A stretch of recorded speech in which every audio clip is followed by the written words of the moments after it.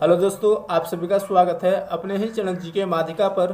दोस्तों, आज के इस वीडियो में स्टेट एग्जाम 2024 के लिए साइंस क्वेश्चन देखेंगे। तो दोस्तों, आपके लिए ये वीडियो काफ़ी हेल्पफुल रहेगा। आज के वीडियो में दोस्तों टेस्ट सीरीज 2 देखेंगे। तो अगर दोस्तों आपके साइंस पेपर है तो आपके लिए वीडियो काफ़ी हेल्पफुल रहने वाला है। तो वीडियो अंत तक देखिएगा। चैनल पर नए हैं तो चैनल को सब्सक्राइब जरूर कर लीजिएगा। तो चलिए आज के वीडियो शुरू करते हैं। तो दोस्तों, पहला प्रश्न है 220 वोल्ट लाइन पर एक आदर्श ट्रांसफार्मर का उपयोग 110 वोल्ट पर 2 एम्पीयर धारा देने के लिए किया जाता है। इस ट्रांसफार्मर की प्राथमिक कुंडली में बहने वाली धारा क्या होगा। तो दोस्तों, बताना है कि इस ट्रांसफार्मर की प्राथमिक कुंडली में बहने वाली धारा यानी करंट क्या होगा।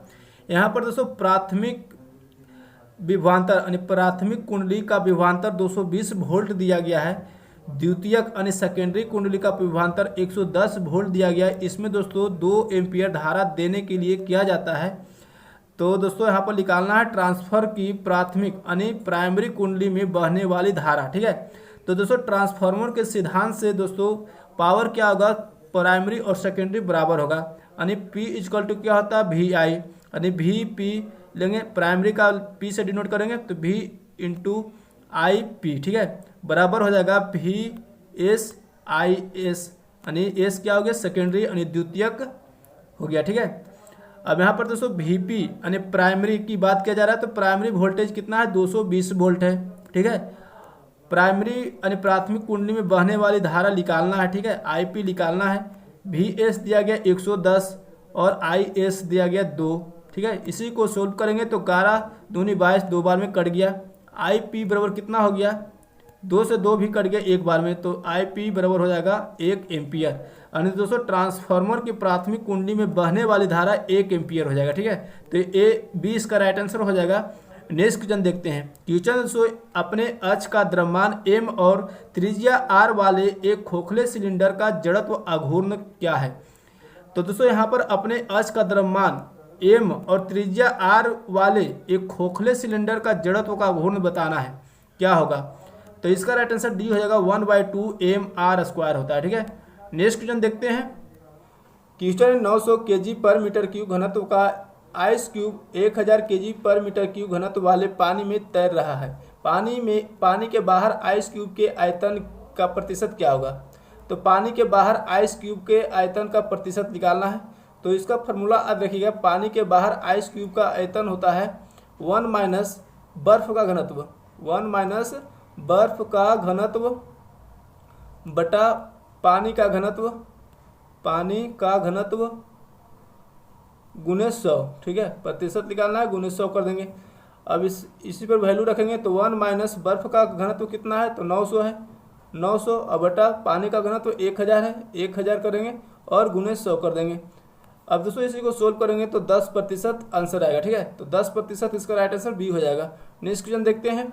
क्वेश्चन है 47 डिग्री सेल्सियस पर ऑक्सीजन अणु के वर्ग माध्य मूल के बराबर हाइड्रोजन अणु के वर्ग माध्य मूल किस तापमान पर होता है।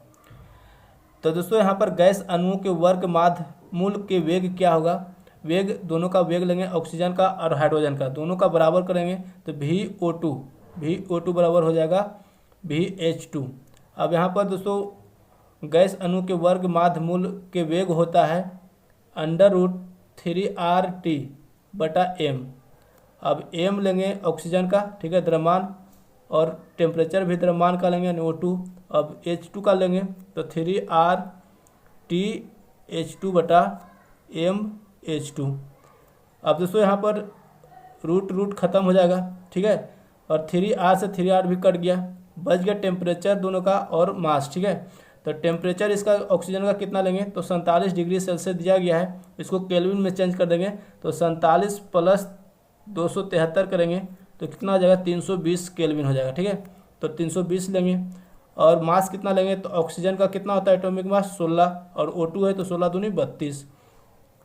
इसका टेम्परेचर निकालना है हाइड्रोजन का। ठीक है। और इसका हो जाएगा 2। ठीक है। M हो जाएगा 2। अब इसी को सोल्व करेंगे तो कट जाएगा 10 बार में, और 10 गुने 2 करेंगे कितना हो जाएगा 20, यानी 20 केल्विन हो जाएगा। तो 20 केल्विन इसका राइट आंसर ऑप्शन सी हो जाएगा। ठीक है।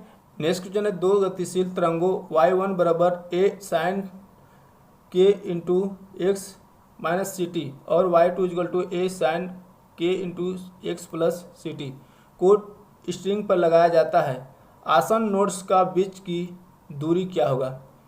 तो दोस्तों इसका राइट आंसर डी हो जाएगा, पाई बटा के होगा। ठीक है, नेक्स्ट क्वेश्चन देखते हैं। क्वेश्चन है दोस्तों, दो आवेश डी दूरी पर है, दो आवेश डी दूरी पर है, यदि उनके बीच d/2 मोटाई की तांबे की प्लेट रख दी जाए तो प्रभावी बल होगा। तो प्रभावी बल क्या होगा? ऑप्शन में दिया गया F/2 √2F 0। तो दोस्तों प्रभावी बल होगा 0। ठीक है, डी इसका राइट आंसर हो जाएगा। नेक्स्ट क्वेश्चन है दोस्तों, विद्युत क्षेत्र और धारा घनत्व में संबंध है। तो विद्युत क्षेत्र और धारा घनत्व में संबंध क्या है? तो दोस्तों इसका राइट आंसर ए हो जाएगा, E directly proportional to J। ठीक है, नेक्स्ट क्वेश्चन है, जल के आयनिक गुणनफल की इकाई है। तो दोस्तों जल के आयनिक गुणनफल की इकाई यानी यूनिट बताना है, क्या होता है? तो दोस्तों इसका राइट आंसर डी हो जाएगा, मोल स्क्वायर पर लीटर स्क्वायर होता है। ठीक है, नेक्स्ट क्वेश्चन है दोस्तों, Fe2+ आयन में उपस्थित अयुग्मी इलेक्ट्रॉन की संख्या कितना है? तो दोस्तों Fe2+ आयन में उपस्थित अयुग्मी इलेक्ट्रॉन की संख्या बताना है, कितना है? तो दोस्तों इसका राइट आंसर ए हो जाएगा, 4 है। ठीक है, नेक्स्ट क्वेश्चन देखते हैं। क्वेश्चन हाइड्रोजन परमाणु के प्रथम कक्षा में इलेक्ट्रॉन की ऊर्जा 13.6 इलेक्ट्रॉन वोल्ट है। प्रथम उत्तेजित अवस्था के लिए संभावित ऊर्जा का मान कितना होगा? तो प्रथम उत्तेजित अवस्था के लिए संभावित ऊर्जा का मान निकालना है। ठीक है, तो दोस्तों प्रथम उत्तेजित अवस्था में इलेक्ट्रॉन की ऊर्जा होता है फार्मूला -E/n²। अब दोस्तों यहाँ पर n का वैल्यू लेंगे 2। ठीक है, यानी प्रथम उत्तेजित अवस्था में अर्थात n का वैल्यू 2 लेंगे। अब E का वैल्यू दिया गया -13.6, यानी 13.6 हो जाएगा। यहाँ पर n का वैल्यू 2, तो 2 का स्क्वायर 4 होगा, काटेंगे 4×3=12, 4×4=16, यानी -3.4 इलेक्ट्रॉन वोल्ट हो जाएगा। ठीक है, तो इसका राइट आंसर ऑप्शन ए हो जाएगा। नेक्स्ट क्वेश्चन देखते हैं। क्वेश्चन है, कौन सा व्यंजक डी ब्रोगली संबंध को बताता है? तो दोस्तों बताना इनमें से कौन सा व्यंजन जो है डी ब्रोगली संबंध को बताता है। तो दोस्तों इसका राइट आंसर ऑप्शन बी हो जाएगा, λ=h/mv। ठीक है, नेक्स्ट क्वेश्चन देखते हैं। क्वेश्चन है, कितने मोल इलेक्ट्रॉन का भार 1 किलोग्राम है? तो दोस्तों यहाँ पर बताना कि कितने मोल इलेक्ट्रॉन का भार जो है 1 किलोग्राम है। तो सबसे पहले दोस्तों 1 मोल बराबर कितने इलेक्ट्रॉन होते हैं? तो 1 मोल बराबर 6.022 गुने 10⁻23 इलेक्ट्रॉन होता है। ठीक है, अब दोस्तों 1 इलेक्ट्रॉन का द्रव्यमान कितना होता है? तो 1 इलेक्ट्रॉन का द्रव्यमान 9.1 गुने 10⁻31 kg होता है। ठीक है, अब निकालना है दोस्तों कितने मोल में इलेक्ट्रॉन का भार 1 किलोग्राम है। तो दोस्तों 1 मोल इलेक्ट्रॉन का भार निकाल लेंगे तो क्या करेंगे? गुना करेंगे तो दोस्तों 5.4 गुने 10⁻8 kg होगा। ठीक है, तो दोस्तों ऑप्शन में नहीं दिया गया है, तो डी इसका राइट आंसर हो जाएगा, इनमें से कोई नहीं।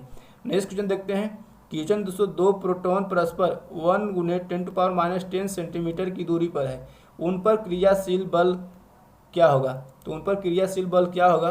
तो दोस्तों इसका राइट आंसर ऑप्शन सी हो जाएगा, कूलम्ब बल तथा गुरुत्वाकर्षण बल होगा। ठीक है, नेक्स्ट क्वेश्चन देखते हैं। क्वेश्चन है, जब प्रयुक्त बल द्वारा अधिकतम कार्य होता है तो बल और विस्थापन के बीच कोण कितना होता है?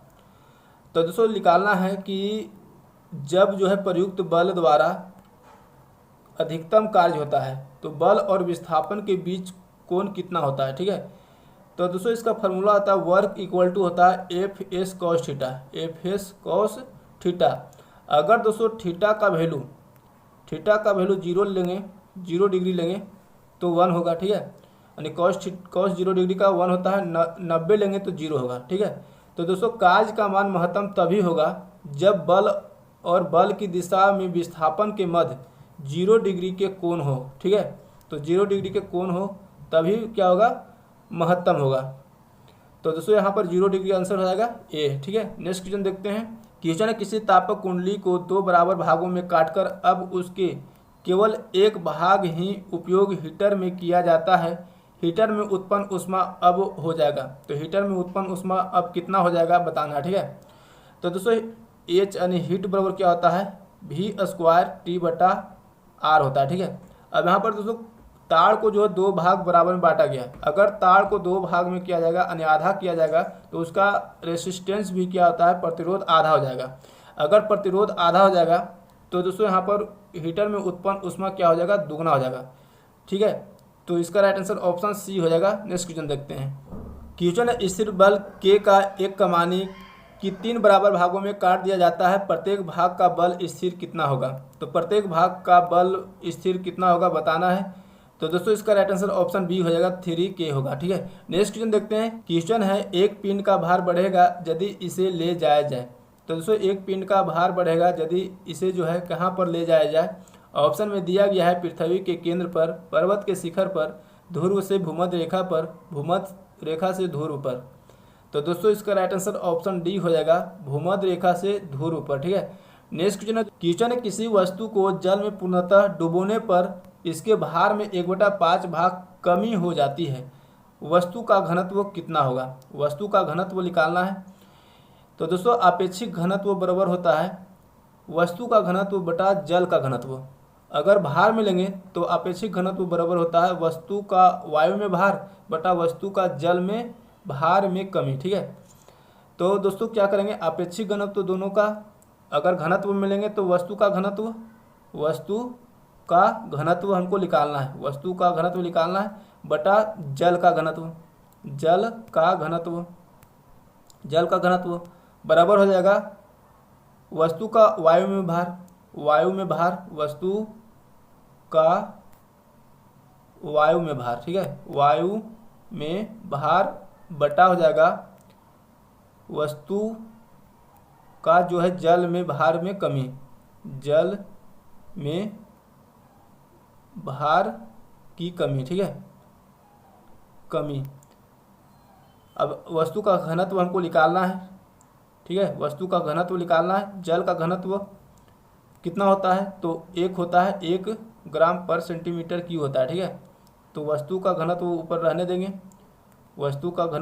देंगे, ठीक है, और नीचे 1 लेंगे। और वस्तु का वायु में भार कितना है, तो वस्तु में वायु का भार जो है 1 है। ठीक है, यहाँ पर बोल रहा है दोस्तों वस्तु के जल में पूर्णतः डूबने पर इसका भार में 1/5 भाग कमी आ जाता है, यानी 1/5 भाग कमी आ जाता है। ठीक है, 5 ऊपर चला जाएगा तो वस्तु का घनत्व कितना आ जाएगा, 5 हो जाएगा। 5 इसका राइट आंसर बी हो जाएगा। ठीक है, नेक्स्ट क्वेश्चन देखते हैं। क्वेश्चन NaOH यानी सोडियम हाइड्रोक्साइड के 10 मिली घोल को दिए गए HCl हाइड्रोक्लोरिक अम्ल के 8 मिली घोल द्वारा पूरी तरह से उदासीन पाया जाता है। यदि हम NaOH के समान घोल का 20 मिली लेते हैं तो उसे उदासीन करने के लिए HCl घोल की आवश्यकता कितनी होगी, यानी आवश्यकता मात्रा कितनी होगी बताना है। ठीक है, तो दोस्तों इसको हम कैसे बनाएंगे, तो अगर दोस्तों ए ले लेंगे अम्ल की मात्रा। ठीक है, अम्ल की मात्रा ए ले लेंगे और बी ले लेंगे क्षारक की मात्रा। अम्ल जो है HCl, क्षारक NaOH है। ठीक है, अब इसको दोस्तों A1 बटा B1 बराबर करेंगे A2 बटा B2। A1 कितना दिया गया है, तो A1 जो है 8 दिया गया है, B1 कितना दिया गया है, B1 10 दिया गया है। ठीक है, A2 निकालना है। ठीक है, HCl घोल की आवश्यक मात्रा निकालना है और B2 कितना दिया गया है, तो 20 दिया गया। ठीक है, इसी को सोल्व करेंगे, 10 दूनी 20 कट गया, तो दोस्तों 8 गुने 2 8 दूनी 16, तो 8 दूनी 16 ml हो जाएगा। तो 16 ml जो है ऑप्शन में नहीं दिया गया है, तो डी इसका राइट आंसर हो जाएगा। नेक्स्ट क्वेश्चन देखते हैं। क्वेश्चन दर्पण के लिए U, V और F में संबंध है। तो दोस्तों U, V और F में दर्पण के लिए क्या संबंध है बताना है। ठीक है, तो U जो है वस्तु की दूरी है, V प्रतिबिंब की दूरी, F जो है फोकस दूरी है। ठीक है, तो इसका फॉर्मूला तो दोस्तों दर्पण का 1/V प्लस 1/U बराबर होता है 1/F। ठीक है, इसी को सोल्व करेंगे यानी F बराबर निकालना है, तो F बराबर निकालेंगे तो V प्लस U बटा U V हो जाएगा बराबर 1/F। तो F बराबर कितना हो जाएगा, F बराबर हो जाएगा UV बटा V प्लस U। तो कौन सा ऑप्शन में है, ऑप्शन सी में। ठीक है, तो सी इसका राइट आंसर हो जाएगा। नेक्स्ट क्वेश्चन देखते हैं।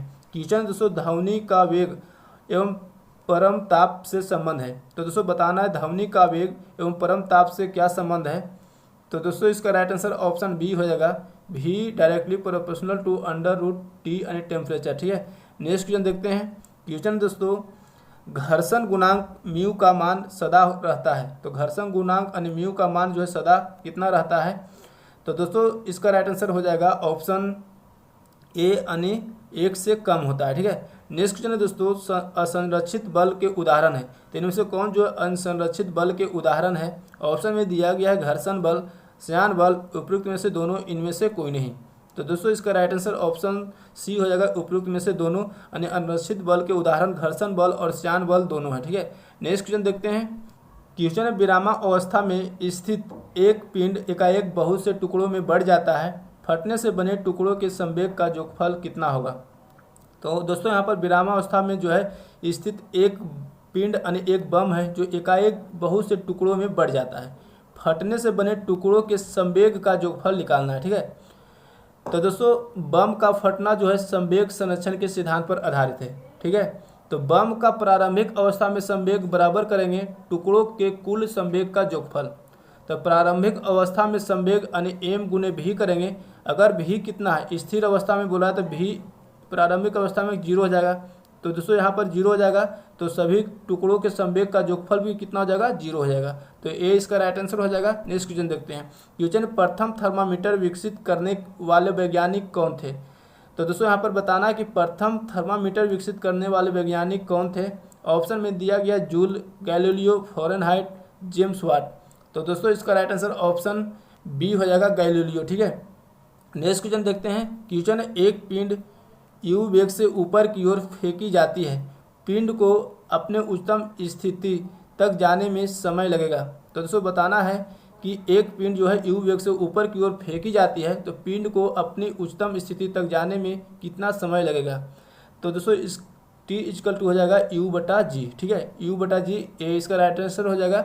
नेक्स्ट क्वेश्चन देखते हैं। क्वेश्चन है दोस्तों, एक पिंड की गतिज ऊर्जा 50 जूल है, यदि पिंड का द्रव्यमान 10 ग्राम हो तो पिंड का वेग कितना होगा? यहाँ पर गतिज ऊर्जा 50 जूल दिया गया है, पिंड का द्रव्यमान 10 ग्राम दिया गया है, पिंड का वेग निकालना है। ठीक है, पिंड का वेग निकालना है। गतिज ऊर्जा यानी काइनेटिक एनर्जी का फॉर्मूला होता है 1/2 mv² होता है। ठीक है, अब दोस्तों यहाँ पर गतिज ऊर्जा 50 दिया गया है, 1/2 m का वैल्यू 10 ग्राम दिया गया है, तो ग्राम को क्या करेंगे? किलोग्राम में चेंज करेंगे, तो 10/1000 से भाग दे देंगे। ठीक है, गुने v²। अब इसी को सोल्व करेंगे तो 10 × 50 कट गया, यानी यहाँ पर हो जाएगा 5 × 10 यानी v² बराबर हो जाएगा 10 × 1000। ठीक है, अब v बराबर कितना हो जाएगा? v बराबर हो जाएगा √2 में हो जाएगा, तो 10,000 हो जाएगा। ठीक है, इसको गुना करेंगे 10,000 हो जाएगा। अब इसको बाहर करेंगे दोस्तों, तो बाहर करेंगे तो कितना हो जाएगा? 100 हो जाएगा। तो 100 इसका राइट आंसर हो जाएगा ऑप्शन 100, यानी 100 को स्क्वायर 100 10 स्क्वायर लिख सकते हैं, तो इसका ए इसका राइट आंसर हो जाएगा। ठीक है, नेक्स्ट क्वेश्चन देखते हैं। क्वेश्चन है, E0 का SI मात्रक है। तो दोस्तों E0 का SI यूनिट बताना है, क्या होता है? तो E0 क्या है दोस्तों? तो E0 जो है निर्वात की विद्युतशीलता है। ठीक है, तो निर्वात की विद्युतशीलता का SI यूनिट बताना है, यानी SI मात्रक क्या होता है? तो फैराड पर मीटर होता है। ठीक है, तो सी इसका राइट आंसर हो जाएगा। नेक्स्ट क्वेश्चन देखते हैं। क्वेश्चन, अति चालकता उत्पन्न होती है जब पदार्थ। तो दोस्तों अति चालकता उत्पन्न होती है जब पदार्थ, ऑप्शन में दिया गया अति उच्च ताप तक गर्म किया जाता है, जब पदार्थ को उच्च दाब पर संपीड़ित किया जाता है, जब पदार्थ को निम्न दाब लगाया जाता है, जब पदार्थ अति निम्न ताप तक ठंडा किया जाता है। तो दोस्तों अति चालकता उत्पन्न होती है जब पदार्थ अति निम्न ताप तक ठंडा किया जाता है। ठीक है, तो डी इसका राइट आंसर हो जाएगा। नेक्स्ट क्वेश्चन देखते हैं। क्वेश्चन है, एक लिफ्ट गुरुत्वीय त्वरण के 1/5 त्वरण से ऊपर जा रही है, लिफ्ट में खड़े हुए 60 kg के मनुष्य का आभासी भार कितना होगा? तो दोस्तों लिफ्ट में खड़े हुए 60 kg के मनुष्य का आभासी भार निकालना है। तो दोस्तों लिफ्ट में ऊपर जाने पर आभासी भार का फॉर्मूला होता है W = m × g + a। ठीक है, अब a का वैल्यू क्या लेंगे? तो a का वैल्यू जो है लेंगे g का 1/5 होता है, तो यानी g/5। ठीक है, अब यहाँ पर mg करेंगे, प्लस करेंगे, यहाँ पर a का वैल्यू g/5 लेंगे, यानी mg/5 हो जाएगा। ठीक है, अब mg का वैल्यू कितना है? 60 है। ठीक है, तो 60 + 60/5 करेंगे, 12 × 25 60 कट गया, यानी 60 + 12 कितना हो जाएगा? 72 kg। तो 72 kg इसका राइट आंसर सी हो जाएगा। क्वेश्चन, प्रकाश की किरण एक समतल दर्पण पर अभिलंबित आपतित होती है, इनमें उत्पन्न विचलन क्या होगा? इनमें उत्पन्न विचलन निकालना है। तो अगर दोस्तों एक समतल दर्पण पर किरण क्या हो रहा है? अभिलंबित हो रहा है, यानी आपतित हो रहा है। ठीक है, अब दोस्तों परावर्तित होकर जो है इसी पथ पर वापस लौट जाती है, तो विचलन क्या होगा, जीरो होगा। ठीक है, तो जीरो इसका राइट आंसर ऑप्शन ए हो जाएगा। नेक्स्ट क्वेश्चन है दोस्तों, क्वेश्चन है पृथ्वी का द्रव्यमान ज्ञात करने के संदर्भ में निम्नलिखित को ध्यानपूर्वक पढ़िए। 1 में दिया गया स्मॉल जी, 2 में दिया गया कैपिटल जी और 3 में दिया गया पृथ्वी की त्रिज्या। यानी दोस्तों स्मॉल जी जो है गुरुत्वीय त्वरण है, कैपिटल जी जो है गुरुत्वाकर्षण नियतांक है और पृथ्वी की त्रिज्या दिया गया। ठीक है, तो उपयुक्त में से कौन सा जो है कथन आवश्यक है? तो दोस्तों गुरुत्वीय त्वरण यानी जी बराबर होता है कैपिटल जी यानी जी एम बटा आर स्क्वायर होता है। तो ए भी आवश्यक है, ए भी आवश्यक है और ए भी आवश्यक है, तो तीनों हो जाएगा। तो डी इसका राइट आंसर हो जाएगा। ठीक है, नेक्स्ट क्वेश्चन देखते हैं।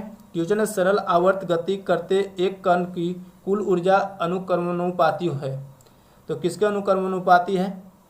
तो दोस्तों इसका राइट आंसर बी हो जाएगा, आयाम के वर्ग के अनुक्रमानुपाती है। ठीक है, नेक्स्ट क्वेश्चन देखते हैं।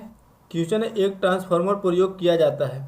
ऑप्शन में दिया गया दिश धारा को प्रत्यावर्ती धारा में बदलने में, पर्याप्त प्रत्यावर्ती धारा प्राप्त करने में, पर्याप्त दिश धारा प्राप्त करने में, प्रत्यावर्ती धारा को दिश धारा में बदलने में। तो एक ट्रांसफार्मर को प्रयोग किया जाता है दोस्तों पर्याप्त प्रत्यावर्ती धारा प्राप्त करने में। ठीक है, तो ए बी इसका राइट आंसर हो जाएगा। नेक्स्ट क्वेश्चन देखते हैं। क्वेश्चन दोस्तों 2 ओम 3 ओम और 5 ओम के 3 प्रतिरोध को समांतर क्रम में जोड़कर 20 वोल्ट का विभवांतर इस संयोजन के सिरों पर लगाया जाता है। 3 ओम के प्रतिरोध के सिरों पर विभवांतर होगा। तो दोस्तों बताना 3 ओम के प्रतिरोध के सिरों पर विभवांतर यानी वोल्टेज कितना होगा। ठीक है, तो यहाँ पर दोस्तों 3 प्रतिरोध लगाया गया है, तीनों को समांतर क्रम में लगाया गया है। तो यहाँ पर दोस्तों ध्यान रखिएगा, अगर समांतर क्रम में प्रतिरोध को जोड़ा जाता है, रेसिस्टेंट को जोड़ा जाता है, तो दोस्तों वोल्टेज जो है सभी में समान जाता है। ठीक है, और धारा यानी करंट जो है भिन्न भिन्न प्रभावित होता है। ठीक है, तो यहाँ पर ध्यान रखिएगा, समांतर क्रम में जो है वोल्टेज समान और करंट अलग अलग होता है। लेकिन दोस्तों श्रेणी क्रम में एक बात किया जाएगा, तो श्रेणी क्रम में वोल्टेज अलग अलग होगा और धारा समान होगा। ठीक है, तो इसका राइट आंसर ऑप्शन ए हो जाएगा 20 वोल्ट। नेक्स्ट क्वेश्चन देखते हैं। क्वेश्चन दोस्तों एक मकान की छत से भूमि की ओर एक पत्थर गिराया जाता है, उस पत्थर की गतिज ऊर्जा अधिकतम कब होगी? तो दोस्तों यहाँ पर क्वेश्चन बोल रहा है कि एक मकान की छत से भूमि की ओर एक पत्थर गिराया जाता है, तो उस पत्थर की गतिज ऊर्जा अधिकतम कब होगी? तो दोस्तों इसका राइट आंसर ऑप्शन सी हो जाएगा, भूमि पर पहुंचने के ठीक पहले होगी। ठीक है, नेक्स्ट क्वेश्चन देखते हैं। क्वेश्चन दोस्तों उत्प्लावी बल निर्भर करता है, तो उत्प्लावी बल जो है किस पर निर्भर करता है? तो दोस्तों इसका राइट आंसर ऑप्शन डी हो जाएगा, विस्थापित तरल के भार पर। ठीक है, नेक्स्ट क्वेश्चन देखते हैं। क्वेश्चन दोस्तों जल गैस का सूत्र होता है, तो जल गैस का सूत्र बताना है क्या होता है। ऑप्शन में दिया गया CO + H2, CO2 + H2, H2O, C + H2O। तो जल गैस का सूत्र होता है CO + H2। ठीक है, तो इसका राइट आंसर ऑप्शन ए हो जाएगा। नेक्स्ट क्वेश्चन है दोस्तों आवर्त सारणी 2A के तत्व कहलाते हैं। तो दोस्तों आवर्त सारणी 2A के तत्व जो है क्या कहलाते हैं? ऑप्शन में दिया गया दुर्लभ मृदा क्षार धातुएं, क्षारीय मृदा धातुएं, दुर्लभ धातुएं। तो दोस्तों इसका राइट आंसर ऑप्शन सी हो जाएगा, क्षारीय मृदा धातुएं कहलाते हैं। ठीक है, नेक्स्ट क्वेश्चन देखते हैं। क्वेश्चन दोस्तों निम्न में से किसका उपयोग आग बुझाने के लिए होगा? तो किसका उपयोग जो है आग बुझाने के लिए होगा? तो दोस्तों इसका राइट आंसर ऑप्शन डी हो जाएगा, CCl4। ठीक है, नेक्स्ट क्वेश्चन देखते हैं। एक यौगिक के 1 मोल में कार्बन का 1 मोल और ऑक्सीजन के 2 मोल है, तो यौगिक का अनुभार होगा। तो यौगिक का अनुभार निकालना है, कितना होगा? तो दोस्तों कार्बन के 1 मोल और ऑक्सीजन के 2 मोल यानी CO2। ठीक है, कार्बन डाइऑक्साइड का अनुभार कितना हो जाएगा? तो 44 होगा। तो इसका राइट आंसर ऑप्शन डी हो जाएगा। नेक्स्ट क्वेश्चन देखते हैं। क्वेश्चन है गुब्बारे में भरी जाने वाले गैस है, तो गुब्बारे में भरी जाने वाली कौन सी गैस है? ऑप्शन में दिया गया नाइट्रोजन, हाइड्रोजन, क्लोरीन, अमोनिया। तो दोस्तों इसका राइट आंसर बी हो जाएगा, हाइड्रोजन। ठीक है, नेक्स्ट क्वेश्चन है किसी यौगिक का भरात्मक संगठक कार्बन दिया गया 54.5%, ऑक्सीजन दिया गया है 36.4%, हाइड्रोजन 9.1% है, तो उसका मूलानुपाती हो, तो इसका मूलानुपाती क्या होगा? तो दोस्तों इसका राइट आंसर हो जाएगा ऑप्शन बी, C2H4O होगा। ठीक है, नेक्स्ट क्वेश्चन है दोस्तों क्वेश्चन है एरोमेटिक यौगिक निम्न में से कौन है। तो दोस्तों बताना कि इनमें से कौन जो है एरोमेटिक यौगिक है। तो दोस्तों इसका राइट आंसर सी हो जाएगा C6H6। ठीक है, C6H6 जो है बेंजीन है। ठीक है, और बेंजीन में दोस्तों याद रखिएगा कि 12 जो है सिग्मा होता है और 3 पाई बॉन्ड होता है। ठीक है, तो ध्यान रखिएगा। नेक्स्ट क्वेश्चन देखते हैं। क्वेश्चन है दोस्तों 2.8 ग्राम नाइट्रोजन में अणुओं की उपस्थित संख्या क्या है। तो 2.8 ग्राम नाइट्रोजन में अणुओं की उपस्थित संख्या क्या है बताना है। तो दोस्तों इसका राइट आंसर हो जाएगा ऑप्शन सी 6.023 × 10⁻22। ठीक है, नेक्स्ट क्वेश्चन देखते हैं। क्वेश्चन 1 बिलियन में H+ आयनों व मात्रा 2 × 10⁻⁻8 मोल प्रति लीटर है। इसके बिलियन का pH मान क्या है। तो इसके बिलियन के pH मान बताना क्या है। तो दोस्तों इसका राइट आंसर ऑप्शन ए हो जाएगा 7.699 है। ठीक है, नेक्स्ट क्वेश्चन देखते हैं।